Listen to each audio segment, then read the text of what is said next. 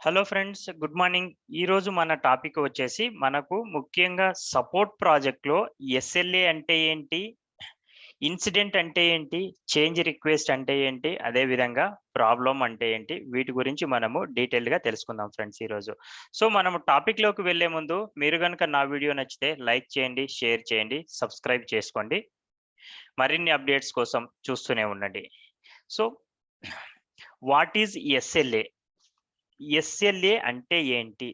SLA stands for service level agreement. Service level agreement అంటే మనకు ఏదైతే ఒక ఇన్సిడెంట్ గాని, ప్రాబ్లమ్ గాని, ఓకే. అదే విధంగా చేంజ్ రిక్వెస్ట్ గాని ఉందంటే ఆ యొక్క టాస్క్‌ని మనము ఎంత టైంలో కంప్లీట్ చేస్తామో దానిని మనము సర్వీస్ లెవెల్ అగ్రీమెంట్ అంటాం. ఈ service level agreement between the client and our organisation. Okay. వీళ్ళ ఇద్దరి మధ్య ఈ సర్వీస్ లెవెల్ అగ్రీమెంట్ అనేటువంటిది ఉంటుంది. ఓకే. ఈ ఎస్ఎల్ఏ అనేటువంటిది ప్రతి క్లయింటు, ప్రతి ఆర్గనైజేషన్‌కి డిఫరెంట్‌గా ఉంటుంది. అంటే స్టాండర్డ్ అనేటువంటిది ఉండదు. ఓకే. ఆ ఆర్గనైజేషన్ యొక్క రూల్స్ అండ్ రెగ్యులేషన్స్ వాళ్ళ యొక్క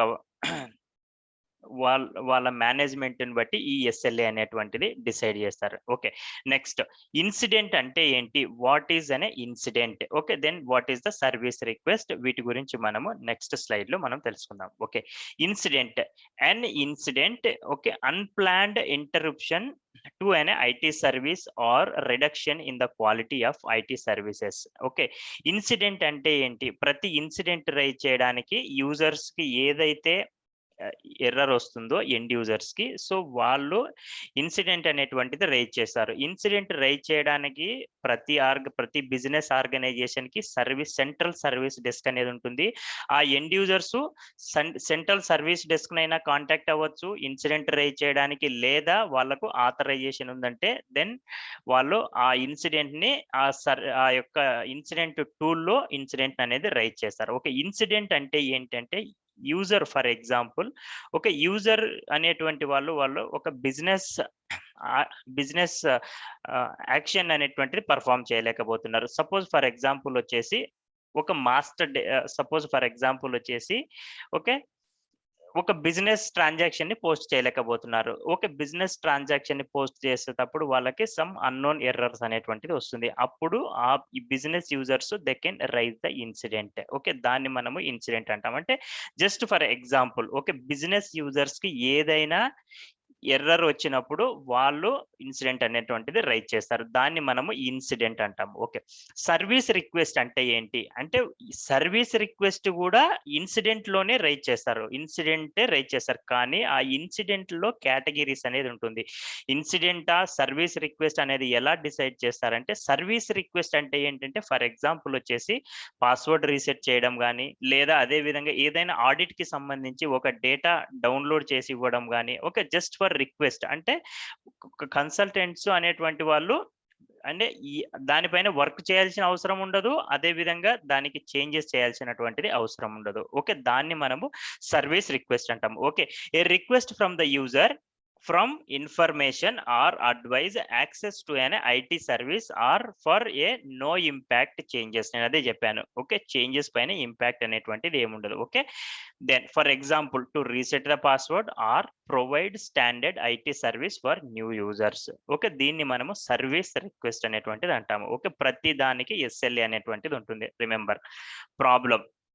ఓకే. ప్రాబ్లమ్ అంటే ఏంటి? ఓకే. సపోజ్ మనకు జులై మంత్‌లో మనకు ఒక ఇన్సిడెంట్ అనేది వచ్చింది. ఓకే. ద సేమ్ ఇన్సిడెంట్ మనకు రిపిటేటివ్‌గా వస్తుంది. అంటే ఆ ఇన్సిడెంటు ఒకసారి మనం ఆ ఇన్సిడెంట్‌ని రిజాల్వ్ చేశాము, క్లోజ్ చేశాము. అంటే పర్మనెంట్ ఫిక్స్ అనేది లేదు. మళ్ళీ ఇంకో యూజర్‌కొచ్చింది. Okay. The same incident it is repeating. Okay. A a cause of one or more incident. Okay. The cause is not usually known at the time of a problem record is created. Okay. అంటే మనము ఎప్పుడైతే మనం ఆ ఇన్సిడెంట్‌ని మనం resolve అంటే ఆ ఇన్సిడెంట్‌ని మనము work చేసినప్పుడు మనకు తెలీదది. అంటే ప్రాబ్లమ్ అనేటువంటిది. ఓకే.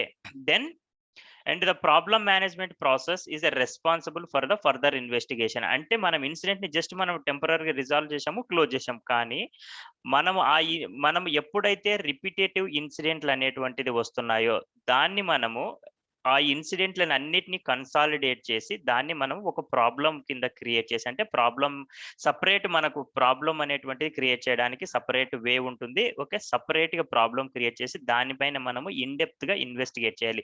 ఎందుకు మనకు ఇన్సిడెంట్ అనేటువంటిది రిపిటేటివ్‌గా వస్తుంది? అంటే దానికి ప్రాబ్లమ్ ఏంటి? దానికి మనము పర్మనెంట్ ఫిక్స్ అనేది ప్రొవైడ్ చేయాలి. Okay. Further investigation. Then known errors. ఇంకోటొచ్చి నోన్ ఎర్రర్స్ అంటే a problem that has documented okay root cause. అంటే మనకి ఏదైతే ప్రాబ్లమ్ ఉందో దాన్ని మనము డాక్యుమెంట్ చేస్తాము. దానికి రూట్ కాజ్ ఎందుకొచ్చింది? దానికి తగ్గ వర్క్ అరౌండ్ ఇస్తాం. వర్క్ అరౌండ్ అంటే temporary solution remember. Okay. Known errors are created and managed through their life cycle by the problem management. మనకు తెలిసిన ఎర్రర్స్‌ని మనం ఎలా రికార్డ్ చేస్తాం? మనం డాక్యుమెంటేషన్ చేసి ఓకే. దాన్ని మనము ప్రతిసారి ఆ ఎర్రర్ వచ్చినప్పుడు then we can refer the document. Known errors may also be identified the development or supplier. Okay. మనకు ఎర్రర్స్ అనేటువంటిది రిపిటేటివ్‌గా వచ్చినప్పుడు కూడా we need to identify the okay. Development team is going to identify that one. Okay. Then the next one task. Task అంటే ఏంటి? Suppose for example మనకు ఒక sales and డిస్ట్రిబ్యూషన్‌కి సంబంధించి మనకు ఒక ఎర్రర్ అనేటువంటిది వచ్చింది. ఏమొచ్చింది? Suppose account determination is not happening అని ఒక ఎర్రర్ వచ్చింది. ఓకే. ఓకే. ఆ ఇన్సిడెంట్ అనేటువంటిది మన ఫైనాన్స్ టీమ్‌లోకి R2R క్యూలోకి వచ్చింది. సో, R2R క్యూలోకి వచ్చినప్పుడు మనకు సేల్స్ టీమ్‌తో మనకు ఎస్‌టి మాడ్యూల్ వాళ్ళతో మనకు అవసరం. అంటే వాళ్ళతో మనము కలిసి వర్క్ చేయాలి. ఎందుకంటే ఏ సేల్స్ ఆర్డర్‌కి సంబంధించి, ఏ సేల్స్ ఆర్గనైజేషన్‌కి సంబంధించి ఓకే. ఏ సేల్స్ ఏరియా ఆ కాంబినేషన్ మనకు తెలీదు. సపోజ్ ఫర్ ఎగ్జాంపుల్ మనకు తెలీదన్నప్పుడు మనకు సేల్స్ ఆర్గనైజేషన్ మనకు ఎస్‌డి టీమ్ హెల్ప్ కావాలి. అప్పుడు మనం ఏం చేస్తామంటే ఇన్సిడెంట్‌కి మనము టాస్క్ అనేది క్రియేట్ చేస్తాం. ఆ ఇన్సిడెంట్‌కి బేస్ చేసుకొని టాస్క్ అనేది ఒక టాస్క్ క్రియేట్ చేసి ఇండివిడ్యువల్‌గా ఓకే. ఆ ఇన్సిడెంట్ కిందనే ఆ టాస్క్‌ని మనము ఆ రెస్పెక్టివ్ టీమ్ ఆ ఎస్‌డి టీమ్‌కి అసైన్ చేస్తాం. సేల్స్ అండ్ డిస్ట్రిబ్యూషన్ టీమ్‌కి. వాళ్ళకి మనము కావాల్సిన ఇన్ఫర్మేషన్ ప్రొవైడ్ చేస్తే, వాళ్ళు ఆ టాస్క్ పైన వర్క్ చేసి, మనకు ఇన్ఫర్మేషన్ అనేది ప్రొవైడ్ చేస్తారు. మనకు ఏ ఇన్ఫర్మేషన్ అవసరమో, అది వాళ్ళ నుంచి మనకు దొరుకుతుంది. సో, దీన్ని మనం ఏమంటామంటే టాస్క్ అంటాం. అంటే మనము ఒక ఇన్సిడెంట్ మన క్యూలోనే ఉంటుంది. ఓకే. ఫైనాన్స్ టీమ్ క్యూలోనే ఉంటుంది. కానీ ఆ ఇన్సిడెంట్‌కి మనకు మల్టిపుల్ టీమ్స్ సపోర్ట్ కావాలన్నప్పుడు మనము టాస్క్ అనేటువంటి కాన్సెప్ట్ ఉంది. ఈ టాస్క్‌ని ఆ ఇన్సిడెంట్ పైన క్రియేట్ చేసి, మనము వాళ్ళకి అసైన్ చేస్తాం. Okay. We can create multiple tasks on one incident. Okay. Then priority. Next priority అంటే ఏంటి అంటే a category used to identify the relevant ఒక importance of an incident problem or change. Priority is based on the impact and urgency and is used to identify required times for action to be known. Priority. Okay.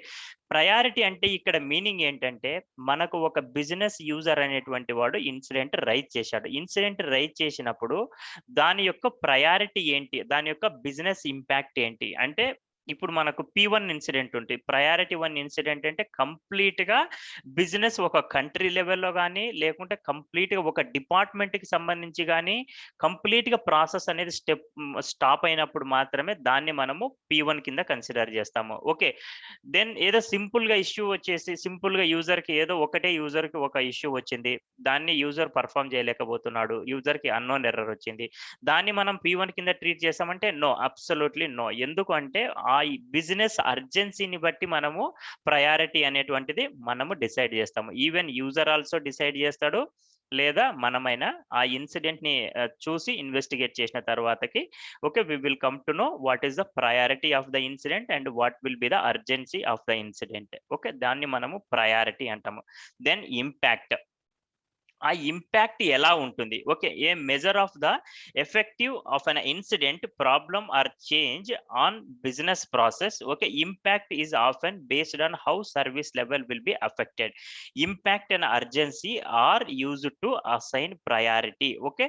ఇక్కడ దీని meaning impact ఏంటంటే కంప్లీట్‌గా ఒక business process అనేటువంటిది కంప్లీట్‌గా impact అయింది. అంటే suppose for example ఎవరో ఒక వాలిడేషన్ చేంజెస్ చేశారు. వాలిడేషన్ చేంజెస్ చేయడం వల్ల దాన్ని కంప్లీట్‌గా విత్ సెట్స్‌తో ప్రొడక్షన్ సిస్టమ్‌లోకి మూవ్ చేశారు. So, because of that reason కంప్లీట్‌గా ఒక బిజినెస్ ప్రాసెస్ ఒక డిపార్ట్‌మెంట్‌కి సంబంధించి ప్రాసెస్ అనేటువంటిది స్టాప్ అయిపోయింది. ఓకే. ఆ ఇంపాక్ట్ ఏముంటుంది మనకక్కడ?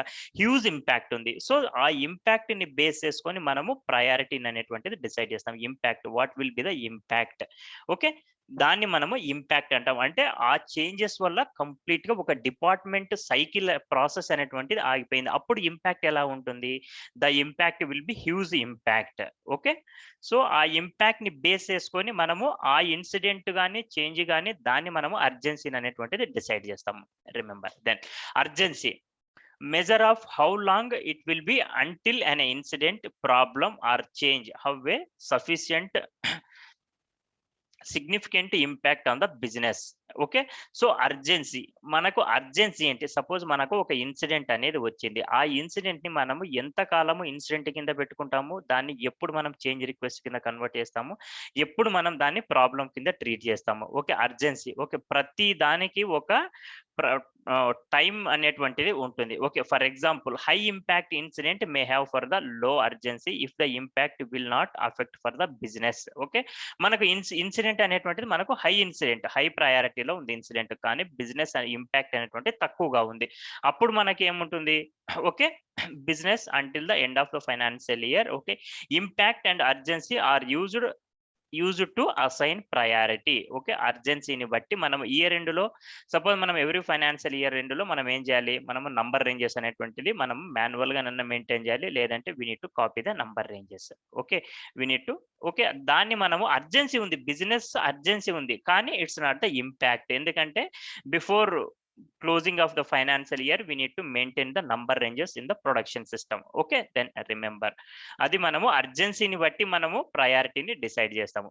Then request for changes. Okay. A formal proposal for a change to be made. Okay. And RFC includes detail of a proposed changes and may be recorded on paper or electronically. Okay.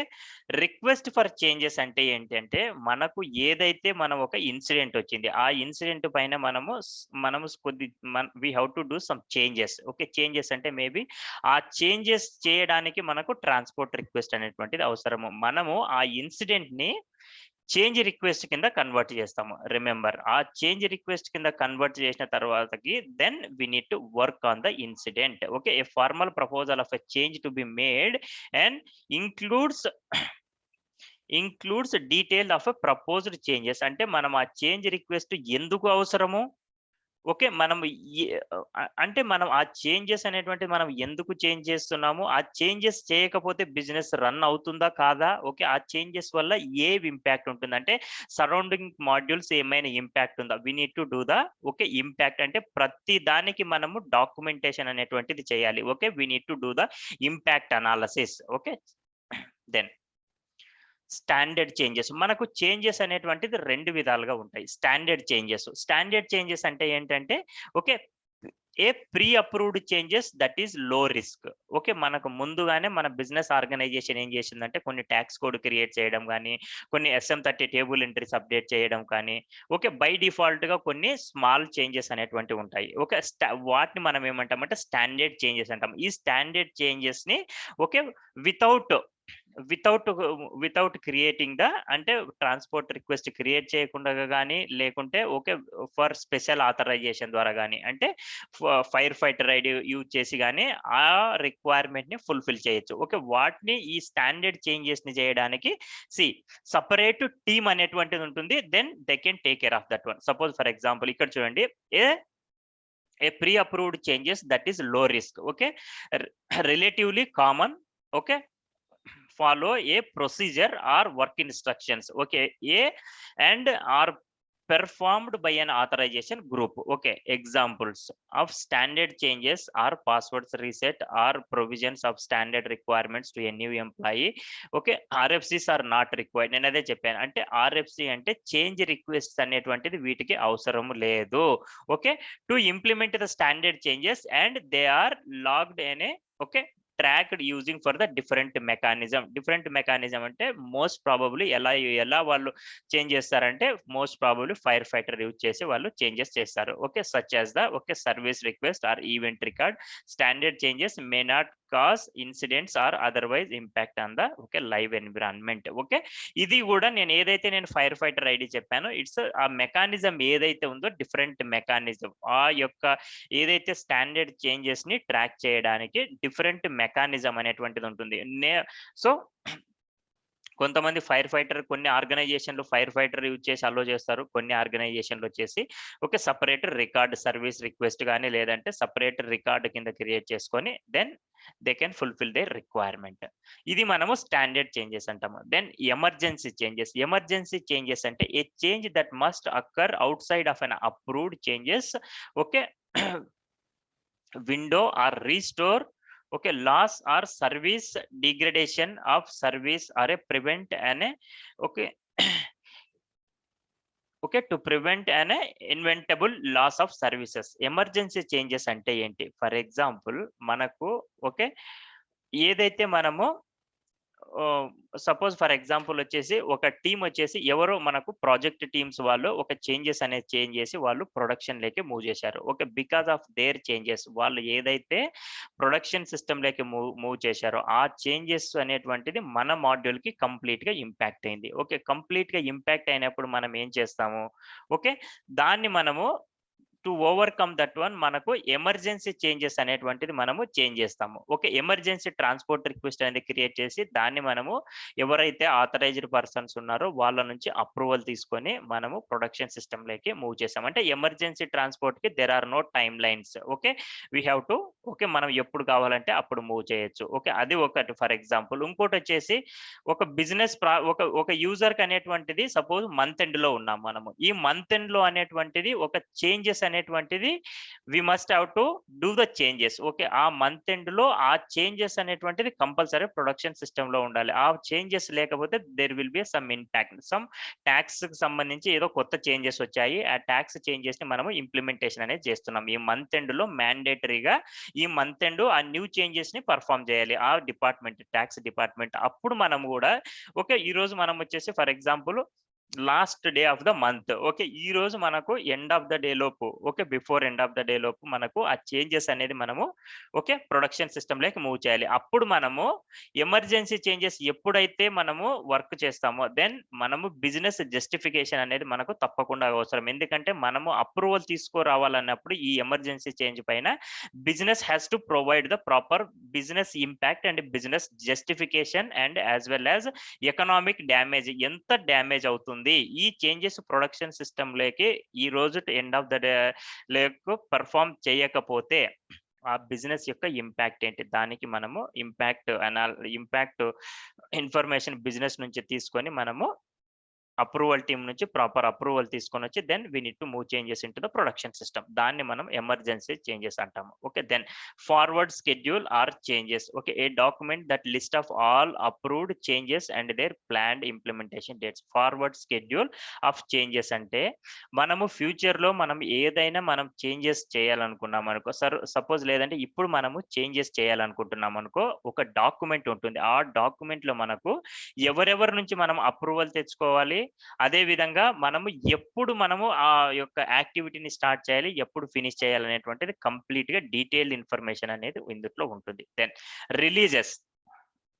Releases అంటే a collection of hardware, software documentation process or other components required to implement one or more approved changes to IT services. Okay. The content of each release are managed, tested and developed by the single entity. అంటే release అంటే suppose మనము July మంత్‌లో ఉన్నాము. Next వచ్చేసి August మంత్‌లో మనకు business అనేటువంటిది మనకు కొన్ని ప్రాజెక్ట్ వర్క్ అనేది ఇచ్చింది. అంటే we have to implement some business processes. అప్పుడు మనకు అందుట్లో మనకు ఆగస్ట్ మంత్‌లో ఏ రిలీజెస్ అంటే ఏ ప్రాసెస్‌కి సంబంధించి మనము ఆ చేంజెస్‌ని మనం ఇంప్లిమెంట్ చేయాలి. దాని యొక్క టైమ్ లైన్స్ ఏంటి? ఓకే. దాని గురించి డీటెయిల్డ్‌గా రిలీజ్ ఎప్పుడు మనం వర్క్ స్టార్ట్ చేయాలి? ఏ మంత్‌లో రిలీజ్ చేయాలనేటువంటిది కంప్లీట్‌గా ఎండ్ టు ఎండ్ డీటెయిల్స్ అనేటువంటివి ఉంటాయి. దాన్ని మనము రిలీజెస్ అంటాం. అంటే ఎప్పుడు రిలీజ్ చేయాలి ఆ చేంజెస్, బిజినెస్‌కి ఎప్పుడు అవసరము ఆ changes. Then configuration items. Okay. Any component that need to be managed in order to deliver an IT service. Then information about each configuration item. అంటే కాన్ఫిగరేషన్ ఐటమ్స్ అంటే మనము ఏదైతే మనము కాన్ఫిగరేషన్ చేస్తున్నామో ఒక చేంజ్ రిక్వెస్ట్ పైన వర్క్ చేస్తున్నామో okay. Then దానికి సంబంధించి complete information okay. Complete information మనం ఒక డాక్యుమెంటేషన్ అనేది తయారు చేసి we need to provide to the we need to provide to that the architecture team. Okay, and about each configuration item is recorded in a configuration record, okay, with the configuration management, okay, system and maintained through it's a life cycle by the configuration management. Okay, configuration items are under the control of the change management. మనం ఏదైతే configuration చేస్తున్నామో change request కి సంబంధించి ప్రతిదీ మనము documentation అనేటువంటిది చేయాలంటే before changes. Okay, మనం చేంజ్ చేసే దానికంటే ముందు okay what is the system, what was there in the system, then configuration చేసిన తర్వాతకి ఆఫ్టర్ చేంజెస్ అంటే మనం ప్రతి దాన్ని మనము స్క్రీన్ షాట్స్ కానీ లేకుంటే దాన్ని మనము డాక్యుమెంటేషన్ అనేటువంటిది very very important one. Okay, ఇక్కడ మనము కాన్ఫిగరేషన్ ఐటమ్ కి సంబంధించి డీటెయిల్ గా డాక్యుమెంట్ అనేటువంటిది తయారు చేయాలి. దెన్ ఆ కాన్ఫిగరేషన్ ఐటమ్స్ కి సంబంధించి ఆ డాక్యుమెంట్ ని మనము ప్రతి చేంజ్ రిక్వెస్ట్ లో దాన్ని అటాచ్ చేయాలి. Okay, then priority incident priorities అంటే మనకు ఇన్సిడెంట్లు మనకు ఎన్ని ప్రయారిటీస్ ఉంటాయి, మనకు P1 ఉంటుంది, P2 ఉంటుంది, P3 ఉంటుంది, P4 ఉంటుంది. మనకు ఇన్సిడెంట్ ప్రయారిటీస్ వచ్చేసి P1, P2, P3, P4 ఉంటుంది. ఓకే, P1 అంటే priority 1, okay, P2 means priority 2, P3 is a priority 3, P4 is a priority 4. అంటే మనకు ఇన్సిడెంట్ ప్రయారిటీని అదే విధంగా అర్జెన్సీని బట్టి మనము ఇన్సిడెంట్ అనేటువంటిది మనము ఇన్సిడెంట్ ని రిజాల్వ్ చేయాల్సి ఉంటుంది. Okay, remember. Then okay, for example priority 1 అంటే ఏంటి, P1 అంటే ఏంటి, మనము ఒక ఇన్సిడెంట్ మన క్యూలోకి వచ్చినప్పుడు లేదా ఒక యూజర్ ఒక ఇన్సిడెంట్ ని రైజ్ చేసినప్పుడు అదే ప్రయారిటీ 1 కానీ ప్రయారిటీ 2 కానీ P3 P4 మనం ఎలా డిసైడ్ చేస్తామంటే ఓకే, P1 అంటే కంప్లీట్ గా ఒక బిజినెస్ ప్రాసెస్ కానీ కంప్లీట్ ఒక బిజినెస్ ప్రాసెస్ అంటే ఒక డిపార్ట్మెంట్ కి సంబంధించి బిజినెస్ ప్రాసెస్ షట్ డౌన్ అయినప్పుడు కానీ లేదా కంప్లీట్ గా ఒక కంట్రీకి బిజినెస్ ప్రాసెస్ ఎఫెక్ట్ అయినప్పుడు కానీ అప్పుడు మనము ప్రయారిటీ P1 అనేటువంటి ట్రీట్ చేస్తాం. అదే విధంగా లేదా ఏదైనా మనం మంత్ ఎండ్ లో అర్జెన్సీ ఏదైనా యూజర్స్ కి ఇష్యూస్ వచ్చినప్పుడు కానీ మంత్ ఎండ్ లో కానీ ఇయర్ ఎండ్ లో కానీ అప్పుడు మనము దాన్ని ఆ యొక్క ఇన్సిడెంట్ ని ఆ యొక్క ఇష్యూని మనము ప్రయారిటీ 1 కింద కన్సిడర్ చేస్తాం. P2 అంటే సపోజ్ ఫర్ ఎగ్జాంపుల్ ఏదో నెట్వర్క్ ఇష్యూ వచ్చింది, ఫర్ ఎగ్జాంపుల్ వచ్చేసి ఒక ప్లేస్ లో అంటే మనకు డిఫరెంట్ లొకేషన్ లో మన ఆఫీస్ వస్తుంది, ఒక ఆఫీస్ లో వచ్చేసి మనకు సరే ప్రాపర్ నెట్వర్క్ కనెక్షన్ అనేటువంటి లేదు. సో అప్పుడు మనం then we can consider that one as a P2 incident. P3 అంటే okay it's depends on the okay అంటే అర్జెన్సీ ఉంది కానీ there is no business impact. Okay, then P4 అంటే okay we must have to do the some investigation. Okay, దానికి ఒక time line అనేటువంటిది ఉంటుంది కానీ బిజినెస్ ఇంపాక్ట్ అనేది ఉంటుంది. కానీ ఆ P4 అంటే ఆ యొక్క చేంజెస్ మనము ఇంపాక్ట్ ఆ చేంజెస్ మనం ఏదైతే చేయబోతున్నామో దాని చేంజెస్ మూలంగా బిజినెస్ అనేటువంటిది స్టాప్ అవ్వదు కానీ బిజినెస్ అనేది రన్ అవుతుంది. మేబీ వర్క్ అరౌండ్ అనేటువంటిది ఉంది వాళ్ళ దగ్గర, వర్క్ టెంపరరీ సొల్యూషన్ ఉంది కానీ వాళ్ళకు to fulfil that business requirement okay we need to treat that as a P4. Okay, then service రిక్వెస్ట్లు కూడా నేను అలాగే చెప్పాను. ఇన్సిడెంట్లు మీకు సర్వీస్ రిక్వెస్ట్, ఓకే, సర్వీస్ రిక్వెస్ట్లు కూడా సేమ్ మనకు P1, P2, P3, P4 లోనే క్రియేట్ చేస్తారు. ఓకే, దెన్ మనకు ఇన్సిడెంట్ ఇది చాలా ఇంపార్టెంట్. మనకు మాక్సిమం మనకు ఇన్సిడెంట్ అనేటువంటిది మన క్యూలోకి వచ్చినప్పుడు రెస్పాన్స్ టైం ఉంటుంది, రిజల్యూషన్ టైం ఉంటుంది. రిమెంబర్ రిజల్యూషన్ టైం అనేటువంటిది మనకు 4 hours ఉంది ఇక్కడ P1 కి. ఓకే, రిమెంబర్ మనకు ఇన్సిడెంట్ కి వచ్చేసి మనకు P1 ఇన్సిడెంట్ కి 2 hours ఫర్ ఎగ్జాంపుల్ మనకు వచ్చేసి ఓకే రిజల్యూషన్ టైం. కానీ రిజల్యూషన్ టైం మిస్ అయినా ప్రాబ్లం లేదు కానీ రెస్పాన్స్ టైం మిస్ అయితే మాత్రము మనము ఓకే బిజినెస్ కి మనం జస్టిఫికేషన్ ప్రొవైడ్ చేయాలి. అదే విధంగా మన ఆర్గనైజేషన్ కి పెనాల్టీ వేసే ఛాన్సెస్ ఉంది. Client will charge the penalty to our organisation. ఎందుకంటే response time we should not miss the response time. అసలు రెస్పాన్స్ టైం అంటే ఏంటి, రిజల్యూషన్ టైం అంటే ఏంటి ఫస్ట్ మీకు ఎక్స్ప్లెయిన్ చేస్తాను. ఓకే, ఇన్సిడెంట్ ఇప్పుడు మన ఇన్సిడెంట్ ఒక ఇన్సిడెంట్ ప్రయారిటీ 1 P1 ఇన్సిడెంట్ అనేది ఒక యూజర్ రైజ్ చేశాడు. ఆ ఇన్సిడెంట్ మన క్యూలోకి వచ్చింది ఫర్ ఎగ్జాంపుల్. ఓకే, మన క్యూలోకి వచ్చిన వెంటనే ఇన్సిడెంట్ ఎవరి పేరు పైన అసైన్ అవ్వదు, అది పర్టికులర్ గ్రూప్ అనేది అసైన్ అయి ఉంటుంది. ఓకే, మనం ఫైనాన్స్ టీమ్ కాబట్టి R2R టీమ్ కి అసైన్ అయి ఉంటుంది.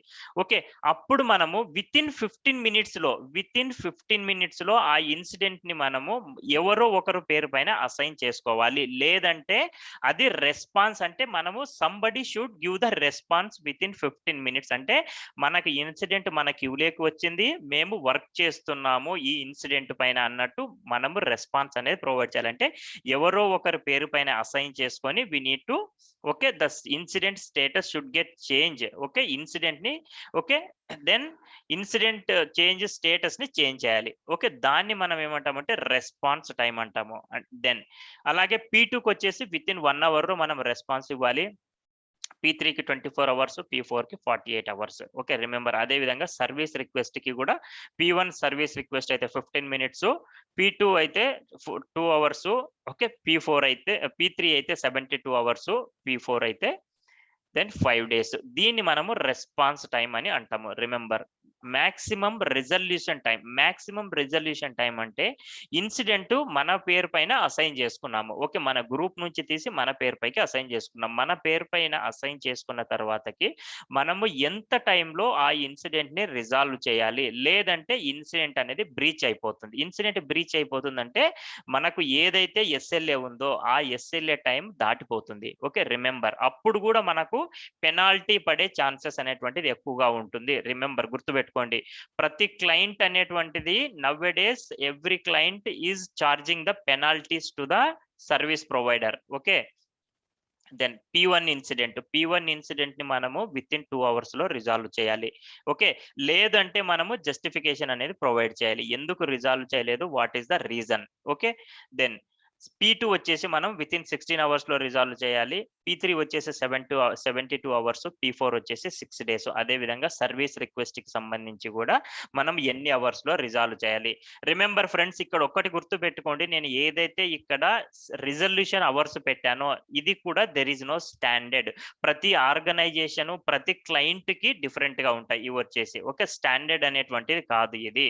రిమెంబర్ ఇక్కడ కూడా ఓకే సార్ రెస్పాన్స్ టైం అనేటువంటిది కూడా నేను ఏదైతే మెన్షన్ చేశాడో this is also not standard. Okay remember next service levels maximum resolution for the problem. Okay then incident ఉంది, నేను మీకు ఆల్రెడీ ఎక్స్ప్లెయిన్ చేశాను. ఇన్సిడెంట్స్ సేమ్ ఇష్యూ పైన మనకు మల్టిపుల్ ఇన్సిడెంట్స్ అనేటువంటిది రైజ్ చేసినారు యూజర్స్ అన్నప్పుడు దాన్ని మనము ప్రాబ్లం కింద కన్సిడర్ చేసి ఆ యొక్క ఇన్సిడెంట్స్ కి మనము ఇన్వెస్టిగేట్ చేసి దాన్ని మనము ప్రాబ్లం కింద ట్రీట్ చేస్తాం. ఆ ప్రాబ్లం క్రియేట్ చేసిన తర్వాతకి ఆ ప్రాబ్లం కి మనము పర్మనెంట్ సొల్యూషన్ అనేది ప్రొవైడ్ చేయాలి. ఓకే ఆ ప్రాబ్లము ఆ ప్రాబ్లం P1 అయితే మనము 14 days లోపు రిజాల్వ్ చేయాలి, P2 అయితే 21 days లోపు రిజాల్వ్ చేయాలి, P3 అయితే 30 days, P4 అయితే 60 days. ఇది ప్రాబ్లం యొక్క SLA. రిమెంబర్ ఇది మనకు ప్రాబ్లం కి సంబంధించి మనము ఎన్ని రోజుల్లోపు రిజల్యూషన్ అనేది ప్రొవైడ్ చేయాలి ప్రాబ్లమ్స్ కి సంబంధించి. Okay thank you friends. So ఇది మీకు నేను ఏదైతే ఎక్స్ప్లెనేషన్ చేశానో ఇన్ కేస్ మీకు ఏమైనా క్లారిఫికేషన్ కావాలి, మీకు క్లియర్ గా లేదంటే మీరు కమెంట్స్ రూపంలో కానీ లేదా మీ యొక్క కమెంట్స్ రూపంలో నాకు అప్డేట్ చేయగలరు. Thank you friends.